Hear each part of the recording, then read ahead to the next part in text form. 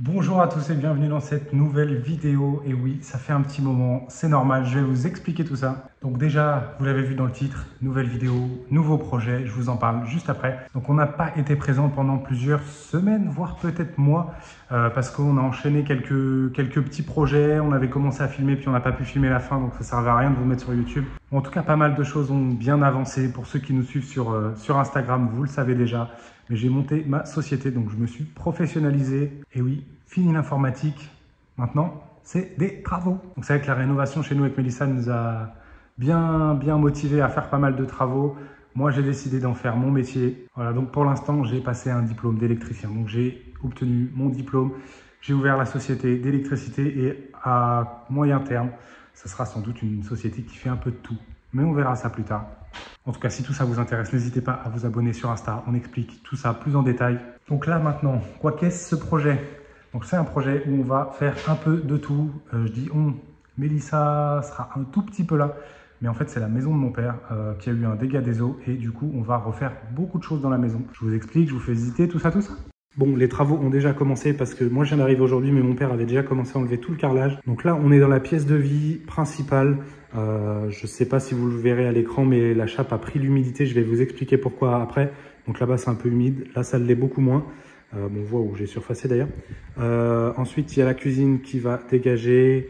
Il y a un petit cellier et ensuite un garage qu'on va réaménager. Alors, pas entièrement, mais on va en récupérer une petite partie. Et ensuite, il y a toute la partie nuit. Donc là, il y a le couloir. Ben là, vous voyez bien l'humidité. Je pense que c'est assez flagrant à l'écran aussi. La salle de bain, d'où vient le problème, je vous en reparle juste après. Et ensuite, il y a les toilettes, une chambre et deux chambres. Et là, je pense que vous allez bien vous rendre compte des problèmes d'humidité qu'il y a eu. Il y en a aussi dans l'autre chambre. Donc ça, évidemment, c'est un gros problème. En fait, il y avait un dressing ici, donc l'humidité s'est accumulée dans le mur. Et d'où vient le problème? Eh bien, comme d'habitude, de la douche et de l'étanchéité sous carrelage. Parce qu'on fait que de le dire, l'étanchéité sous carrelage, c'est super important. Mais bon, voilà, il y en a plein qui ne le mettent pas. Dans du neuf, ça se voit pas quand c'est fait. Donc, je sais pas pourquoi ils en mettent pas, c'est un peu con. Donc, les problèmes, ils arrivent 10 ans après, 15 ans après, 20 ans après. Et donc, là, ça fait des années que ça prend l'eau. On s'en était pas rendu compte. Et il s'en est rendu compte avec le carrelage qui a commencé à se soulever. Donc, quand on marchait sur le carrelage dans le couloir, le carrelage bougeait sous nos pieds. Vraiment, les carreaux se sont levés. Et il y a un expert qui est venu et ils ont bien compris que ça venait de la douche. Donc tous les Jean-Michel à peu près là, qui disent « Je mets pas d'étanchéité sous carrelage, ça fait 10 ans que je fais ça, j'ai pas de problème ». Bah oui, les problèmes ils viennent après. Et quand il y a des problèmes après, il faut tout casser. Donc je le redirai jamais assez, l'étanchéité sous carrelage c'est primordial. Le placo hydro n'est pas hydrofuge, il est un peu plus résistant à l'eau que le placo normal, mais ça change rien au problème. Le carrelage, c'est pas étanche, les joints de carrelage deviennent poreux avec le temps et l'eau s'infiltre dedans. Donc l'étanchéité sous carrelage, il n'y a que ça de vrai. Donc moi je suis là pour quelques semaines pour refaire tout ça parce que je ne sais pas si vous voyez, mais la cuisine elle dégage. Il y en a une nouvelle qui arrive, il y a des murs à casser, des cloisons à refaire, des modifications de la salle de bain. On casse une cloison pour l'agrandir, faire un placard différemment, etc. Il y a pas mal de choses très sympas qui vont être faites. Donc voilà, je verrai pas la fin, je suis frustré parce que le carrelage, c'est pas moi qui vais le faire, il y a un carreleur qui vient, un carreleur pro. Mais bon, je vous mettrai des plans à la fin, on en reparlera, mais j'essaierai quand même de vous montrer tout ça jusqu'à la fin. Allez, on commence par quoi? La démolition.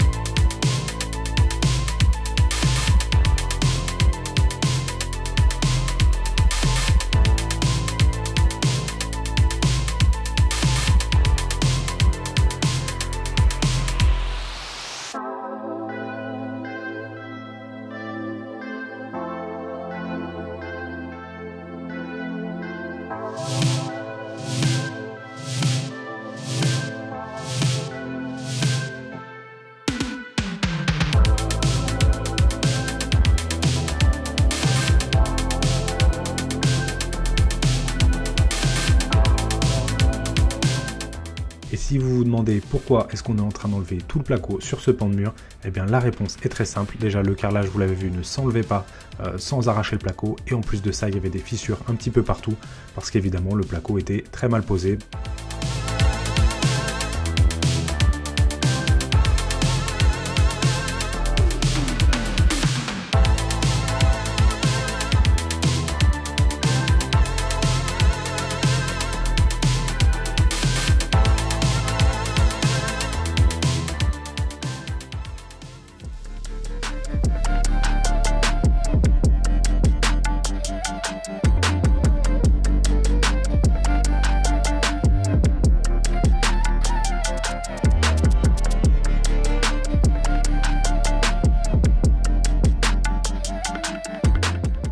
Je vous reprends un peu pour faire quelques explications.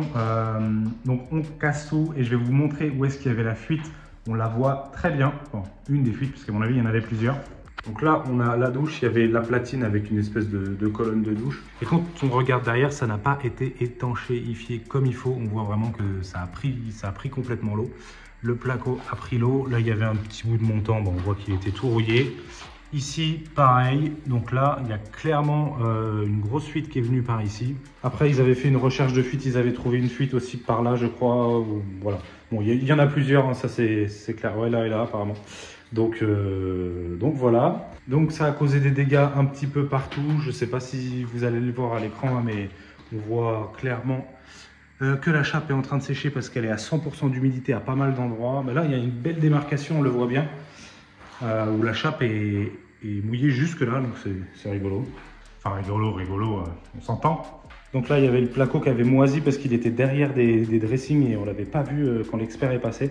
Donc obligé d'enlever le placo, on va refaire le toilette. Et puis on voit l'eau, elle a remonté jusqu'ici alors que la douche est derrière là. Mais ça a vraiment pris l'humidité pendant un moment. Donc là mon père est en train de tout casser parce que là c'était une chambre avec un placard. Et il y a la salle de bain de l'autre côté, sauf qu'on récupère cette place-là dans la salle de bain pour faire une grande douche comme ça. Et le placard, lui, va aller là. La baignoire, elle va sauter, il va essayer d'en remettre une plus petite. Et puis voilà, donc là, il y aura un placard, il faut qu'on enlève ça aussi. Et puis une grande douche de l'autre côté, donc là, la cloison, elle va revenir comme ça. Donc là, il continue à casser la douche.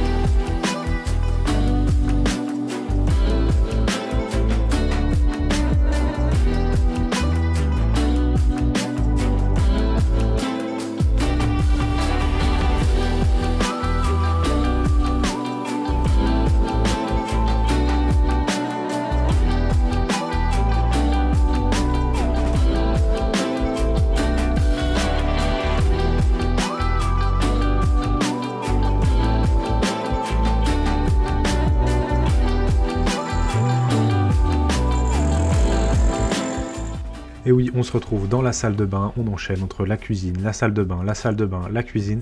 C'est ça la vraie vie des travaux, hein. On fait que d'enchaîner entre les différentes pièces, sur les différents corps de métier. En tout cas, dans la salle de bain, on a eu une petite surprise, vous le voyez maintenant à l'écran. En fait, la fuite venait aussi en partie de PVC qui n'était pas collé. Et c'était comme ça dans toute la maison. C'est génial, que du bonheur.